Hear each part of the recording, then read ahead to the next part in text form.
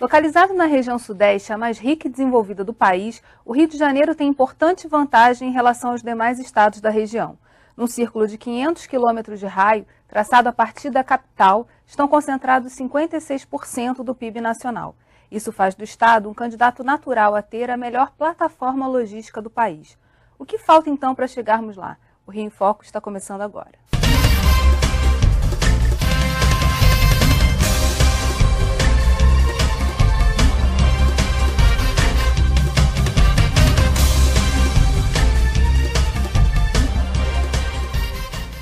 Em 2010, tanto os preços como as quantidades de produtos exportados aumentaram no estado. Considerando o crescimento previsto para os próximos anos, a tendência é que continue a subir. Com isso, as atenções se voltam para a infraestrutura. São necessários portos, estradas, ferrovias e aeroportos para escoar esses bens. Para conversar sobre os gargalos e soluções da nossa logística, convidamos o subsecretário de Estado de Transportes, Delmo Pinho, o presidente do Conselho Empresarial de Logística e Transportes da Associação Comercial do Estado do Rio de Janeiro, Francisco Pinto, e o deputado Luiz Paulo.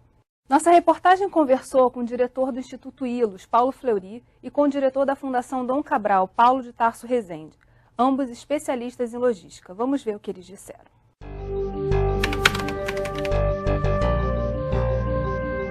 Os maiores gargalos têm a ver com material que é voltado para exportação, basicamente produtos primários, né? No caso de açúcar, soja, minérios, né? Que devido ao extraordinário crescimento que o Brasil teve na participação do comércio internacional, os investimentos que foram feitos em ferrovias e portos não foram suficientes, né, para dar vazão a todo esse crescimento, né?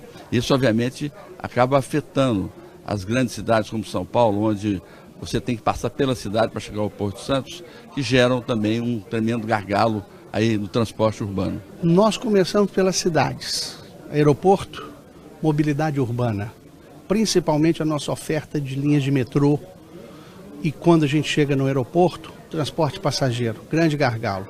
Quando a gente caminha para o interior do Brasil, um outro gargalo aparece. Pouquíssimas ferrovias atendendo as nossas fronteiras agrícolas, que se expandem cada vez mais e tem um peso econômico cada vez maior no nosso PIB. E quando a gente vai na direção do mar, os gargalos portuários, que são gargalos que diminuem a nossa competitividade, fazem com que o Brasil produza muito e entregue muito caro.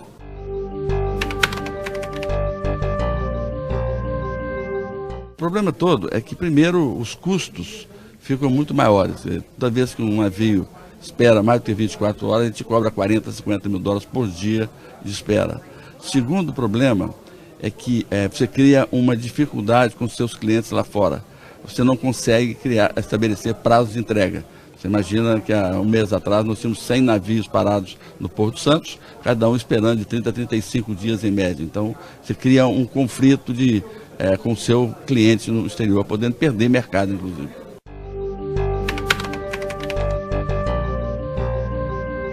A primeira coisa que tem que ser feito é tentar integrar todas essas questões. O governo passado cometeu um erro, que foi criar uma agência para cada modal. Então você tem a agência do transporte aéreo, uma para o transporte aquaviário, uma para o transporte terrestre, quando na verdade o mundo de hoje é o mundo da combinação dos modais. Nós estamos falando da intermodalidade, da multimodalidade. Então nós começamos errado. Além disso, o Brasil não tem nenhum órgão hoje que pense integralmente a questão da logística, considerando não só os modais, mas as questões legais, as questões institucionais, né?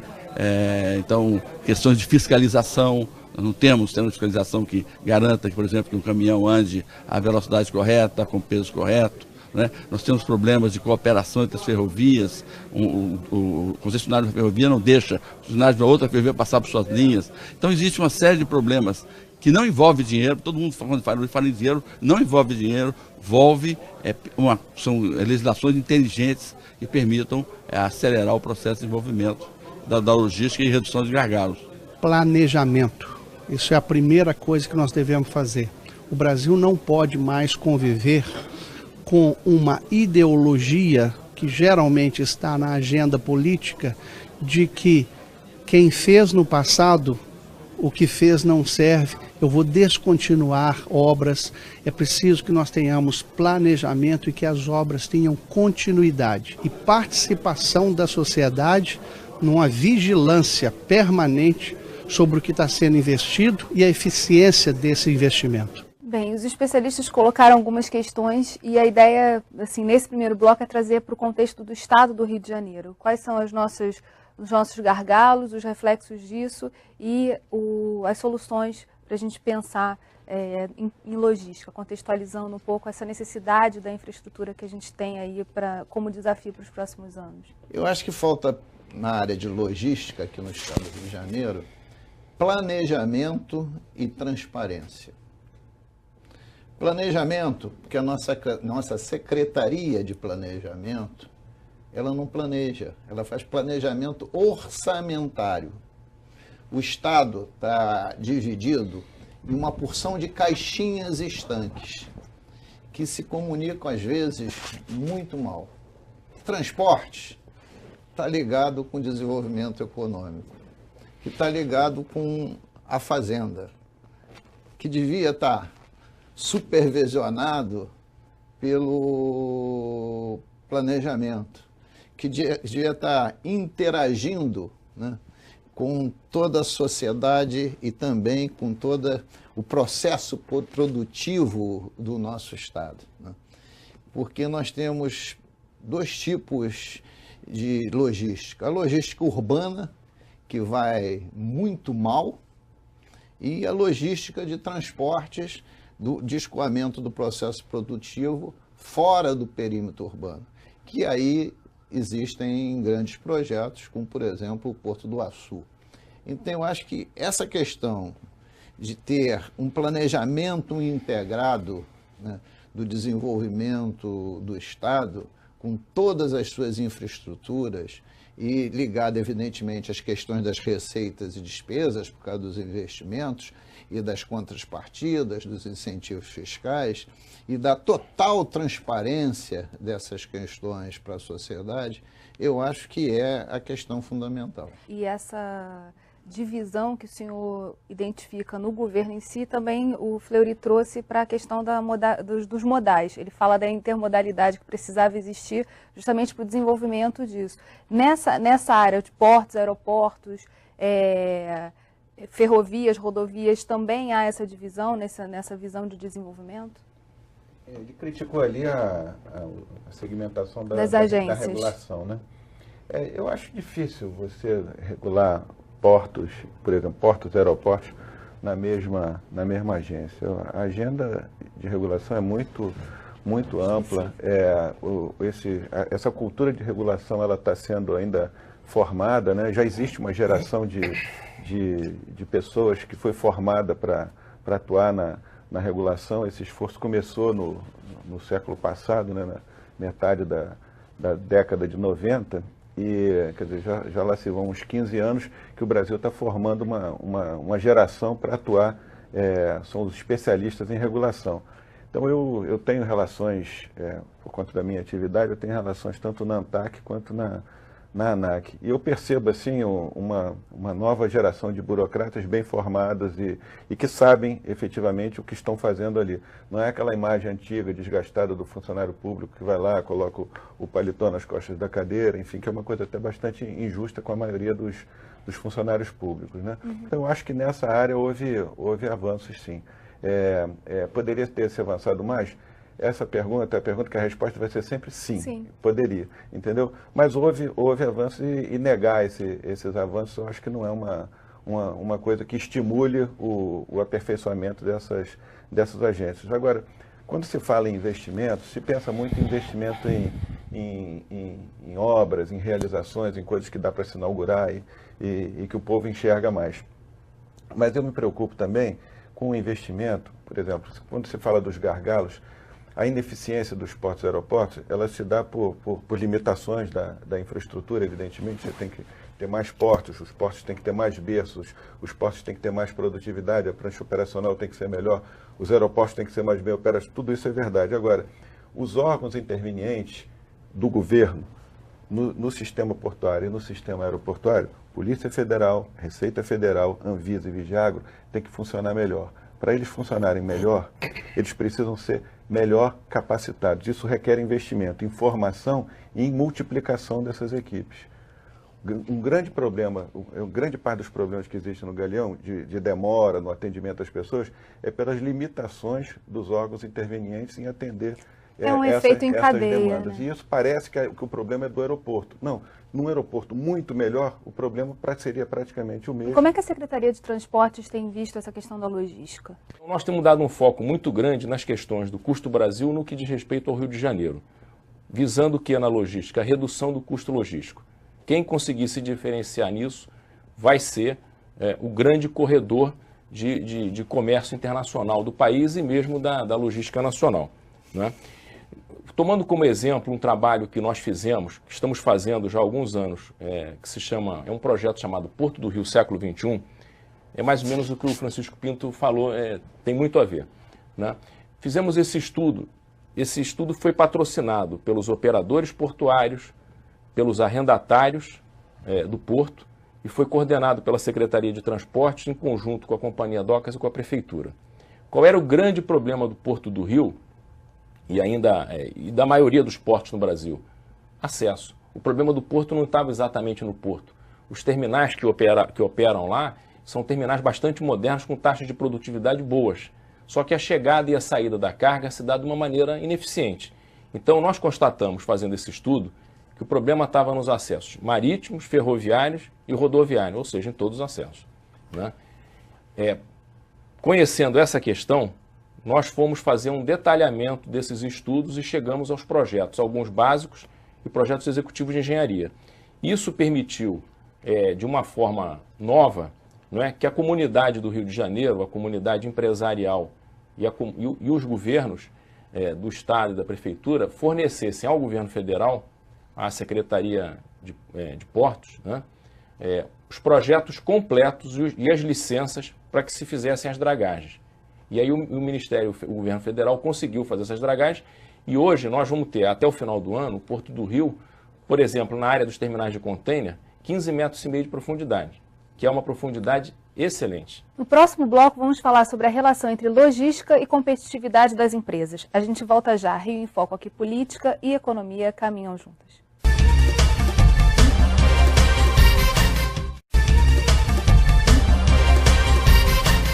A logística engloba desde o transporte e armazenagem até a gestão e organização de uma empresa. E há quem diga que a logística é o nervo exposto da competitividade. A expansão da balança comercial fluminense reflete a competitividade da nossa indústria. Em termos do que a gente analisou no bloco anterior, de que maneira hoje esses impactos estão demonstrados e estão sendo vistos pela indústria, que podem ser resolvidos com a gestão, com a própria organização desse setor da logística? Na logística de importação e exportação, por conta da balança comercial, por conta da pressão dos segmentos empresariais e até por conta do arrojo de alguns empresários, se tem avançado, né? Mas na logística urbana, muito pouco.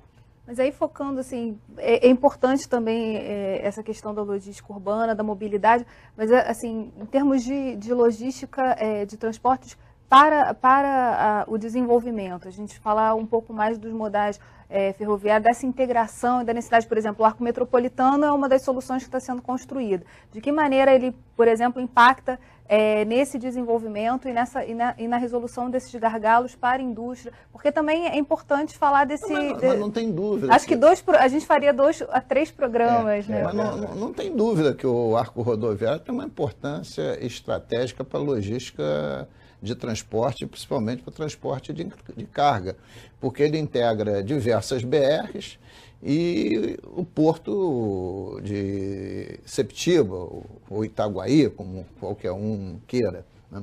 Então, ela tem uma estratégia fundamental. Tanto é que foi concebida como arco em 1975, no governo da fusão. E somente agora é que está sendo implantado. Porque quanto mais você tirar os caminhões de carga do perímetro urbano, maior vai ser a fluidez desse perímetro e maior vai ser a velocidade dessa carga de chegar na sua origem de exportação ou de importação. Claro que tem um apelo muito importante e a decisão de implantá-la foi uma decisão bastante correta. Eu me formei em 1976 e em 1977 foi o primeiro ano que eu trabalhei como engenheiro, com a carteira do CREA de engenheiro. E eu trabalhei como consultor num trabalho que fazia, foi o primeiro trabalho que eu fui contratado como consultor para fazer o estudo de viabilidade da RJ 109, que é exatamente o arco metropolitano. Então, assim, eu espero, isso foi quando eu me formei, eu espero que antes de eu me aposentar ele seja inaugurado. O arco metropolitano ele tem uma importância nacional, porque na verdade o Rio de Janeiro é parte de um corredor norte-sul do país, né? Então, tanto os passageiros como as cargas, eles vão ser desviados de uma maneira muito mais interessante no percurso norte-sul da parte interna da região metropolitana. Então, esse tratamento individualizado que se dá para esse segmento tira muito tráfego de passageiros e de cargas, tráfego de passagem da Avenida Brasil e da Ponte. Eu queria também destacar o seguinte, o governo do estado contratou e está em elaboração um plano estratégico de logística de cargas, que chama PELC. No ano passado, na fase de preparação do PELC, nós já identificamos e detalhamos 53 iniciativas, 53 projetos estratégicos para a parte de logística de carga no estado do Rio.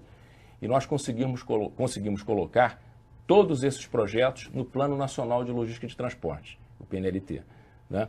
Nesse momento, nós estamos fazendo entrevistas. Esse plano está sendo construído a muitas mãos, esse PELC. Nós temos tido entrevistas com as lideranças empresariais. Esse plano tem sido trabalhado, a questão de montagem das soluções, seja com a Firjan, com a Associação Comercial, com a EB, com a FEComércio, com os detentores, os players dos grandes itens de infraestrutura. Esses dias mesmo, o pessoal do aeroporto de Cabo Frio foi entrevistado, o pessoal da CSA, o pessoal do Porto do Rio. Você falou na CSA, eu já coloquei isso numa outra discussão. Eu fiz uma visita à CSA logo no início, bem no início da inauguração da mesma, e passei bastante tempo lá no porto da CSA. A CSA é uma empresa que tem um ciclo fechado. Aquele porto, a informação que eles me deram, é que estava recebendo um navio a cada 15 dias. Eu acho que é uma infraestrutura tão valiosa para não ter sinergia com os outros segmentos produtivos, para estar num ciclo fechado. Então, eu pergunto se esse porto da CSA está dentro dos itens e das entrevistas que esse plano de logística vai levantar. Ele está, inclusive, a CSA, a área técnica de logística deles foi entrevistada. O porto tem um movimento maior do que esse, deputado, é que ele vai entrando em carga à medida que a usina começa a fazer o crescimento da sua produção. Aquela usina, ela vai produzir alguma coisa da ordem de 5 milhões de toneladas de aço por ano, né? E ele precisa de um volume, por exemplo, de carvão bastante grande. E aquele porto, ele é um porto que também está destinado à exportação de produtos siderúrgicos. Esses 5 milhões de toneladas são integralmente para exportação. Esse é o projeto da CSA. Agora, realmente, ele é um porto de dimensões muito interessantes e, com certeza, a CSA vai estudar a utilização desse porto para os períodos de vale, né? No caso do fora do uso. É um ativo muito importante. Por isso é que nós estamos estudando junto com eles um melhor aproveitamento. No ano passado, o Fórum discutiu na Câmara de Infraestrutura e Energia a questão dos portos e focou, um dos pontos que foi trazido nessa discussão é que precisava de um direcionamento estratégico por parte do Estado e definição das vocações de cada um dos portos. A gente tem somos um terminal portuário gigantesco, mas a gente precisava definir qual é a vocação de cada um deles dentro desse plano geral de logística. Esse projeto, ele contempla isso, essa definição? Ele contempla isso, ele contempla a parte dos aeroportos, das rodovias e das ferrovias, os EADs, uma grande parte da cadeia logística. E ele, só para você ter ideia como esse assunto é importante, não é só para a sociedade, para o próprio governo. Em 2008, o ICMS arrecadado com a importação de cargas, com a nacionalização das cargas importadas no Rio de Janeiro, foi de mais de 3 bilhões de reais. é uma receita enorme para as prefeituras, para os estados e para a União.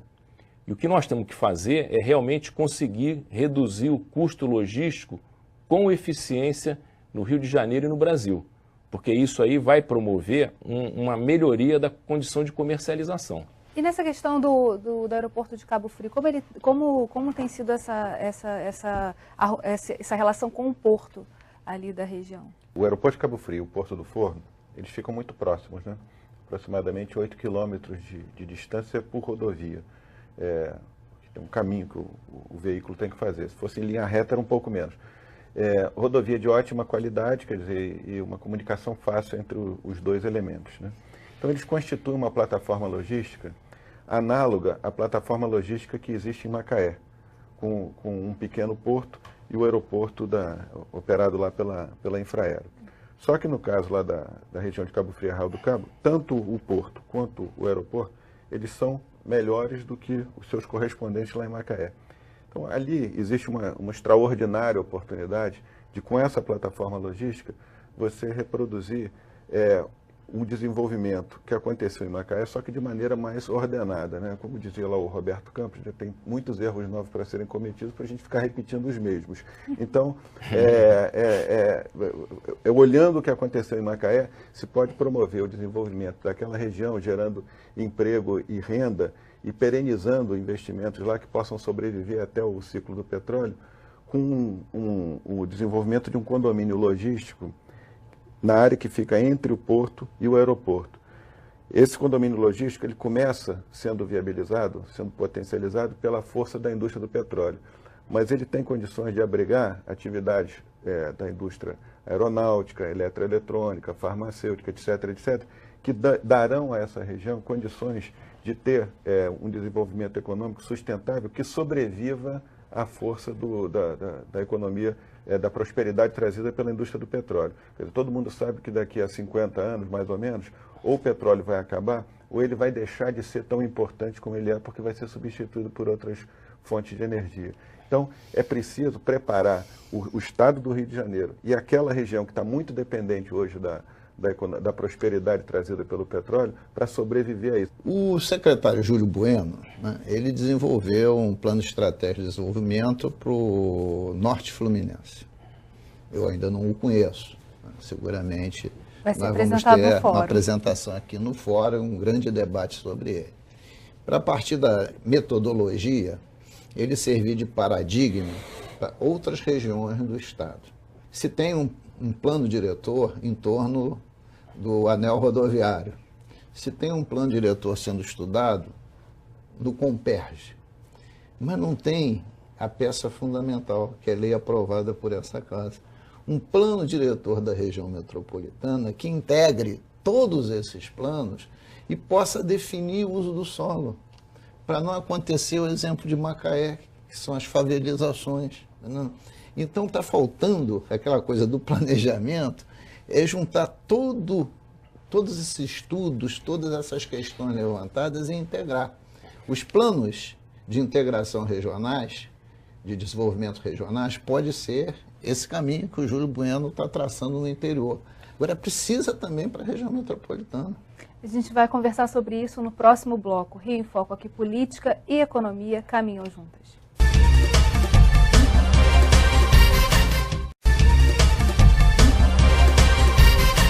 No bloco anterior, a gente já chamou para o que a gente vai continuar discutindo nesse bloco, que é a necessidade de organizar esses planos e ter uma instituição que reúna todos esses planos de desenvolvimento, plano diretor. Reafirmando o seguinte, que as divisas entre os municípios são obra de ficção, são todas regiões que trocam sinergia. E aí é que o Estado tem que entrar para dar essa sinergia, uma dinâmica maior e também das grandes diretrizes que os municípios vão legislar sobre o uso do solo, para que o efeito Macaé, que está ligado muito mais ao petróleo, ao pré-sal, etc., não se reproduza em direção aqui ao eixo metropolitano. A propósito disso que você está falando, esse exemplo lá de Cabo Frio e Arraial do Cabo é bem interessante. Vou falar no caso concreto, né? Você tem um porto em Arraial do Cabo, um aeroporto em Cabo Frio. Contígua ao aeroporto de Cabo Frio, tem uma vasta área de terra, alguns milhões de metros quadrados, que pertencem à Companhia Nacional de Alcras. Por conta da situação da Companhia Nacional de Alcras, impedida de ter lá a certidão negativa de débitos, essa área não pode ser vendida. Então isso é um grande impeditivo de que qualquer investidor privado se interesse por instalar seu empreendimento naquela área. Então o governo do Estado, através da CODIM, está estudando a possibilidade de desapropriar essa área para viabilizar esse condomínio logístico industrial ao qual eu me referi. O planejamento dos dois municípios, alguns anos atrás, já contemplou nos seus planos diretores aquelas áreas como áreas de expansão industrial. Agora o governo do Estado está entrando, porque, como disse o Luiz Paulo, a fronteira dos municípios está ali. O problema não é nem de Arraial do Cabo, nem de Cabo Frio. O problema e a solução pertence aos dois. E nessa região dos lagos a gente está observando, por conta da lei de incentivo fiscal, também uma série de empresas instalando. Então, que estão de olho nessa plataforma. Não, mas por acaso, Cabo Frio e Arraial do Cabo, eles não estão incluídos naquela... Na lei, mas os outros municípios... Agora, eu vou dizer uma coisa. Arraial do Cabo, eu não sei por que não está incluído, porque Arraial do Cabo deveria estar incluído. É um município que ficou deserto de atividade econômica com a falência da Companhia Nacional de Alcras. Então, Arraial do Cabo, me causou esse espanto o fato de Arraial do Cabo ter ficado fora dessa lista. Nós estamos combinando aqui com a GEISA, com o Fórum de Desenvolvimento Econômico, já combinei com o presidente da casa, nós vamos fazer aqui um grande debate sobre a lei de incentivo fiscal, com o Júlio Bueno, o que já teve de sucesso e o que tem de aperfeiçoamento a ser feito. É hora de você estar presente para promover esse debate. Eu entendo a posição restritiva do Estado, que o incentivo não pode ser banalizado, ele não pode, nem se deve incentivar o que não precisa ser incentivado. Por exemplo, eu tenho grande interesse lá no município de Cabo Frio, mas Cabo Frio já consegue andar com as suas pernas e não precisa estar incluído nessa relação. Agora, Arraial do Cabo precisa, e precisa muito. E esse condomínio logístico industrial... Seria a saída. Esse condomínio logístico industrial, ele tem uma fração da área do condomínio que chega a 3,5 milhões de metros quadrados, mas 2 milhões de metros quadrados aproximadamente, eles são absolutamente contíguos ao sítio alfandegado do aeroporto de Cabo Frio. Então, eles podem vir a ser alfandegados. E desses 2 milhões... 400 mil metros quadrados estão em Arraial do Cabo. Então, Arraial do Cabo pode ter 400 mil metros quadrados de área alfandegada, e se entrar num plano de incentivo desse, você deu ao Arraial do Cabo o empurrão que ele precisa para Eu queria destacar o seguinte: projetos importantes como esse, nós temos dezenas no Rio de Janeiro. Eu sei disso. Primeiro, nós temos que conhecer o que nós temos bem. Então, o plano estratégico de logística de carga é justamente para isso. Primeiro, nós vamos estamos levantando, o que nós temos e o potencial e a destinação de cada coisa, para nós não abrirmos uma guerra entre infraestruturas, para a gente poder, na verdade, potencializar o resultado. Esse levantamento, ele poderá ser um indicativo forte para essa possibilidade das leis específicas, né, que o deputado está comentando. Agora, enquanto nós não conhecermos exatamente o potencial que nós temos, vai ser uma coisa que não vai ter um resultado de sinergia muito grande. Por exemplo, quanto a exploração de petróleo no pré-sal ou na bacia de Campos podem render ao Rio de Janeiro em termos de logística? Qual é a necessidade real que existe? Não é? Para a gente não ficar concentrado. O porto de Imbetiba, em Macaé, é o segundo porto offshore do mundo. É um porto de um aproveitamento extraordinário. É um porto limitado e com grande aproveitamento. É um porto limitado. E com uma grande fila de espera ao largo. Né? É verdade, mas então o que nós temos que fazer é justamente... Você tem seis posições no porto e tem as 6 posições permanentemente utilizadas e tem 20, 30 barcos Por isso, na o espera. Porto do Açu... Está repetindo o Porto dos Santos, então. Não, na verdade, nós temos uma distribuição... precisa de uma outra plataforma logística. Nós temos uma outra distribuição. O Porto do Açu, ele quando for entrar em operação, em pouco tempo, né, ele vai contar com posições para base de apoio offshore, muitas. A Barra do Furado, que é também no norte do estado do Rio, divisa de Quissamã com Campos, as obras deverão começar nos próximos 60 dias. Né? São questões administrativas ainda que faltam ser resolvidas. Até o contrato de obra já está previsto. Possivelmente a maior base de apoio offshore do Brasil vai ficar na Barra do Furado. Aí nós temos ainda Macaé. Nós temos Angra dos Reis, que tem uma posição estratégica frente ao pré-sal, na Bacia de Santos. Nós temos o Porto do Rio com um interesse, uma necessidade muito grande da atividade petrolífera. Não vamos estranhar se nós vamos ter em poucos anos 1.500, 2.000 metros de cais usando para offshore. Mas você saltou de Niterói a Búzios, né? Como? A faixa litorânea de Búzios a Niterói não tinha, a não ser essa que o Francisco está falando, não tem nenhuma plataforma logística. Mas nós estamos ali no limite da Bacia de Campos e da Bacia de Santos. Sim, cada uma dessas bases tem um raio de atuação. O Porto do Forno, ele é o porto mais bem localizado para atender o norte da Bacia de Santos e o sul da Bacia de Campos. O Porto do Forno também é uma possibilidade. Isso é geométrico.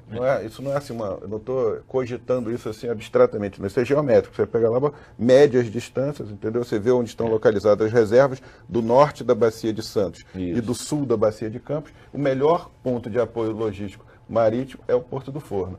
E ao lado dele tem um aeroporto. E entre os dois tem alguns milhões de metros quadrados para serem fazer um condomínio. Para fazer um condomínio. Mas é um pouco com recurso privado.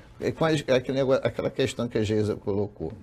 Cada porto desse pode ter uma proposta vocacional, um fim específico. E nada impede que mais de um também tenham a mesma destinação.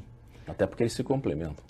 Não, mas tem a mesma destinação para a competitividade também ocorrer. Isso é bom, porque isso baixa custo e aumenta a eficiência. Para o tal custo Brasil cair. Essas bases todas que eu falei de apoio offshore, que eu já falei de 6, o Chico ainda completou aqui com o Porto do Forno, que depois eu ia falar, né? É um porto realmente está numa situação estratégica, ele está no limite das 2 bacias petrolíferas, né? E cada uma dessas plataformas de apoio offshore, né? Dessas bases de apoio offshore, melhor dizendo, elas têm um raio de atuação. Também tem outra coisa muito importante, a demanda que existe hoje e a demanda que virá. E com a demanda do pré-sal, então, a demanda é muito maior do que tudo isso que nós estamos falando, essa capacidade de atendimento. A demanda continua sendo maior. Não, isso aí eu discordo. A demanda continua sendo maior. Ninguém sabe qual é a demanda do pré-sal ainda. Nem na exploração do apoio offshore, na Inglaterra, vai ter a quantidade de bases de apoio offshore que o Rio de Janeiro terá em pouco menos de 5 anos. Eu rebato isso, inclusive, nos aeroportos. Mas essas reservas do pré-sal, essas Júpiter, Tupi e Ara, que estão lá no norte da Bacia de Santos, essas plataformas do norte do estado do Rio de Janeiro são muito distantes dela. São muito distantes dela. Porto do Açu, tudo isso é muito distante. Mas o pré-sal nós estamos pegando do Rio de Janeiro, então, Porto do Forno, melhor dizendo, para o sul. E nós temos também, o Brasil terá também, certamente, o estado de São Paulo também não vai ficar parado assistindo a gente construir base de apoio offshore, não vai fazer. Mas eles já fizeram esse planejamento estratégico. É justo. Vai ficar parado. Então, se nós ficarmos parados, nós vamos perder. Mas justamente o que eu estou dizendo, hoje nós temos uma empresa... Não vão para o norte do estado. Nós temos uma empresa, um porto operado na Baía de Angra dos Reis, para o apoio offshore, com uma empresa chamada... Uma empresa determinada aí, não vamos ficar fazendo propaganda, né? Que é uma localização maravilhosa. Esse Porto de Angra e o Porto do Rio e o Porto do Forno, eles dão um cobrimento na área fluminense da Bacia de Santos, maravilhoso. Temos que rebater isso na parte dos aeroportos. Por isso nós estamos trabalhando o assunto do aeroporto de Angra dos Reis, do aeroporto de Cabo Frio, e temos vistas para atuar melhor no aeroporto de Macaé, no heliporto do Farol de São Tomé, simplesmente o maior heliporto civil do mundo. Não é? E temos um trabalho para uma outra área de helicópteros no sul do estado. Ao mesmo tempo, o governo do estado contratou 4 projetos executivos de heliportos de grande porte para diversas áreas do estado. O que a gente rebate nos portos, rebate nos aeroportos para a exploração do petróleo. Próximo bloco, soluções para os gargalos e saídas para o desenvolvimento do estado.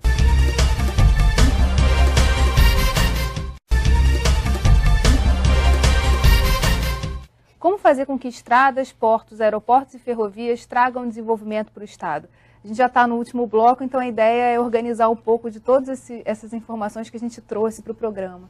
Eu acho que primeiro era necessário que o subsecretário de Transportes explicitasse claramente, né, para quem está nesse momento vendo a TV Alert, qual é a função de cada porto desse. Porque para o telespectador, Porto do Açu, Porto do Forno, cada porto recebe o quê? Né? Ele é privado, ele é público? Vai ter carga a granel? Vai ser só aço? Vai ser só minério de determinado minério? Enfim, para que possa se entender, né, a função de cada um, porque aí a infraestrutura complementar fica muito mais fácil de ser discutida. Bom, o Porto do Açu, na verdade, ele poderá ser um dos 3 maiores portos do mundo. O projeto dele é para isso.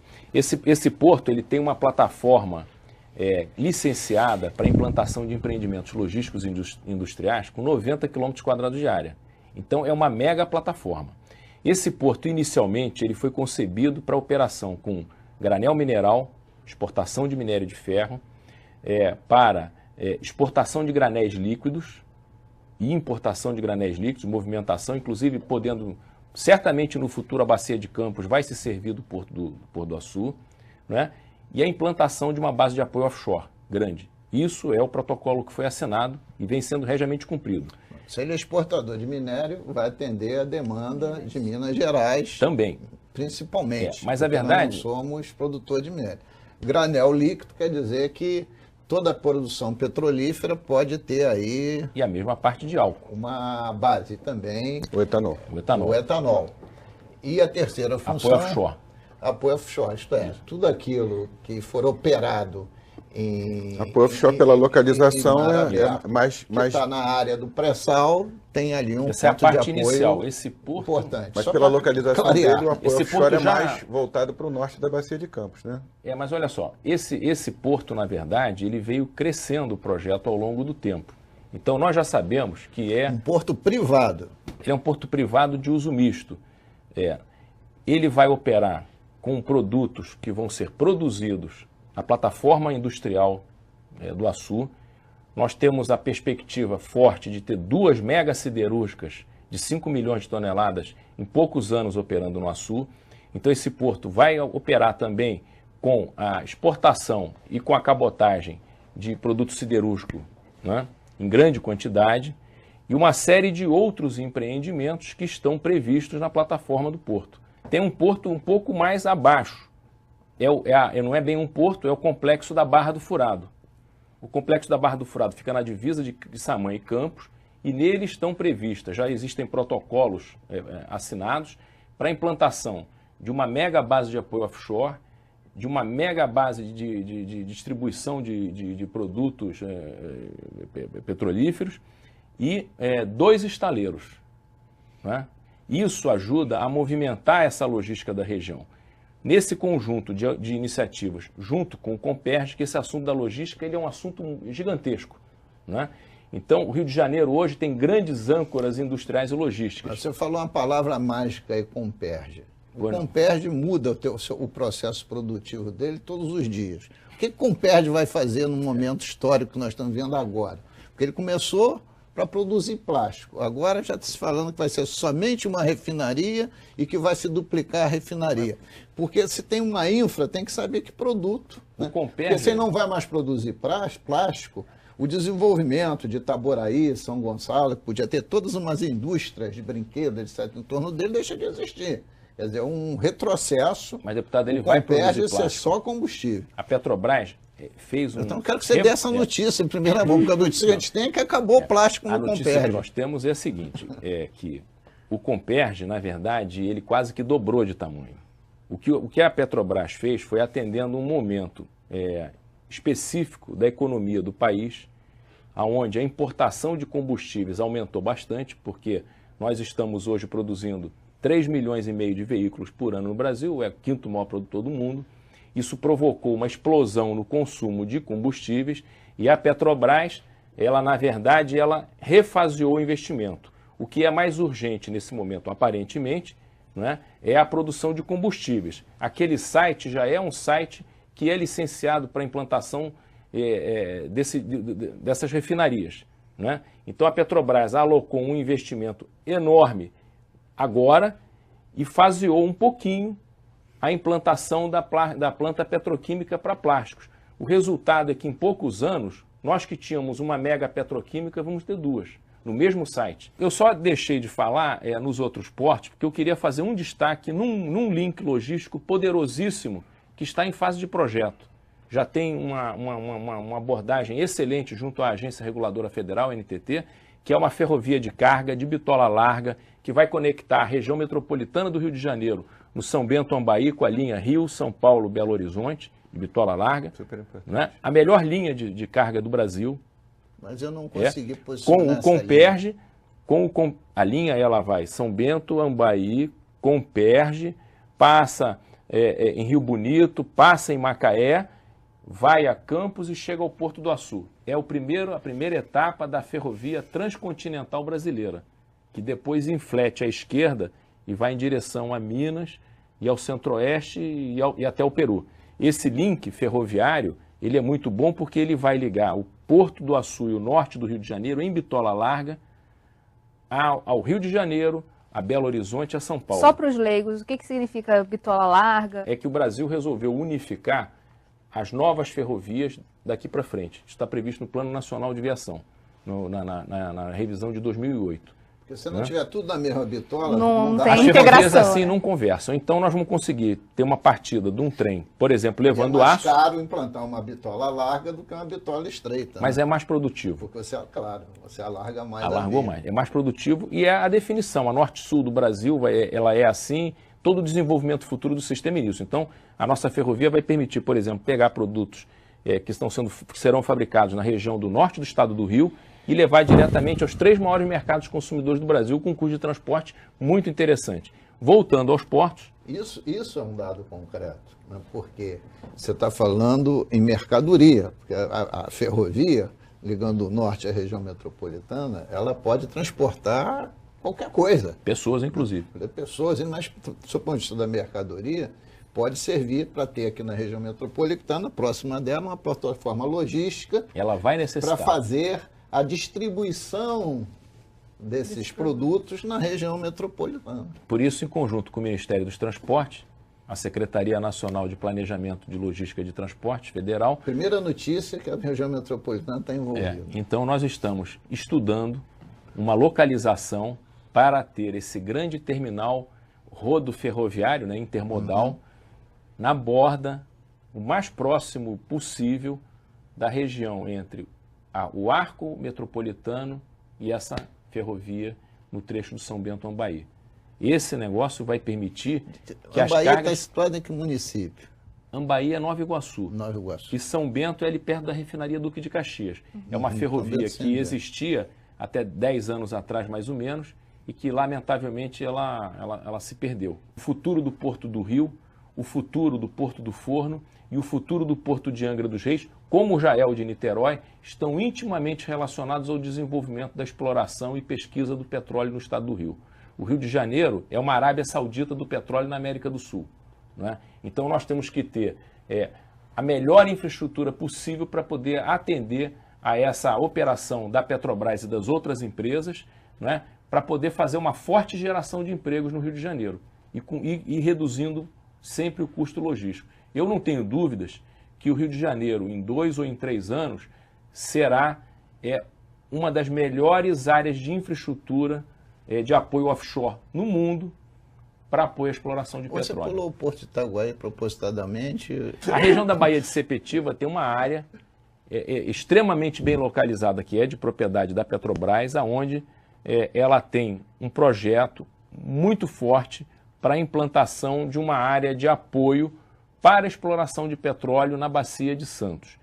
Eu diria que com certeza, a maior área de apoio para isso em toda a Bacia de Santos, que a Bacia de Santos começa na divisa aqui, perto de Araruama, Cabo Frio, por ali, né, e vai até Santa Catarina. Então, nesse eixo todo, essa área da Petrobras é a área mais bem servida, né? Ela vai realmente preencher essa lacuna que eu, por esquecimento, não completei. E o Porto de Angra. E a nossa preocupação depois, nós temos feito um trabalho muito forte com o aeroporto de Cabo Frio. E queremos fazer estamos fazendo um trabalho de grande melhoria de infraestrutura em Angra dos Reis também. E existe até a possibilidade do aeroporto de Maricá, que foi construído pelo governo do estado também, não é verdade? De dar algum suporte para essa exploração. Juntando com Macaé e com o heliporto do Cabo de São Tomé, é um quadro logístico também muito favorável.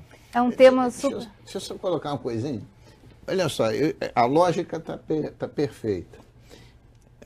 O minério, parte desse minério do Porto do Açu está vindo de Minas, possivelmente no minérioduto. Parte dele será? Está me parecendo que está faltando, né, alguma plataforma logística no Noroeste, na região lá de Itaperuna, por ali, para servir de suporte para isso tudo e para também que aquela região alavanque, senão a gente vai ficar muito preso a todo o nosso litoral. Você vê como é que essa logística está toda interligada. A gente falou aqui da CSA. A CSA está lá do ladinho do porto de Itaguaí. É um porto. Ela recebe carga aérea. Chegou um componente para o filtro da CSA, uma peça com 23 metros de extensão, que chegou de avião. 23 metros é a altura de um prédio de 6 andares. Chegou de avião e não desceu no Galeão, porque o Galeão não tinha o equipamento adequado para fazer o descarregamento. Aí foi descer em Cabo Frio. E de Cabo Frio seguiu de caminhão para Itaguaí. Quer dizer, a logística está toda interligada. Eu queria dizer o seguinte, nós recebemos um financiamento que já está prometido pelo Banco Mundial, né? Esse financiamento ele vai nos permitir contratar ainda no ano de 2011. Nós teremos 4 estudos regionais para detalhar a parte de passageiros e cargas em 4 dessas regiões já. E isso vai permitir que a gente faça o melhor aproveitamento logístico do território do Rio de Janeiro. A nossa expectativa é que esses estudos vão estar concluídos por volta do meio do ano que vem.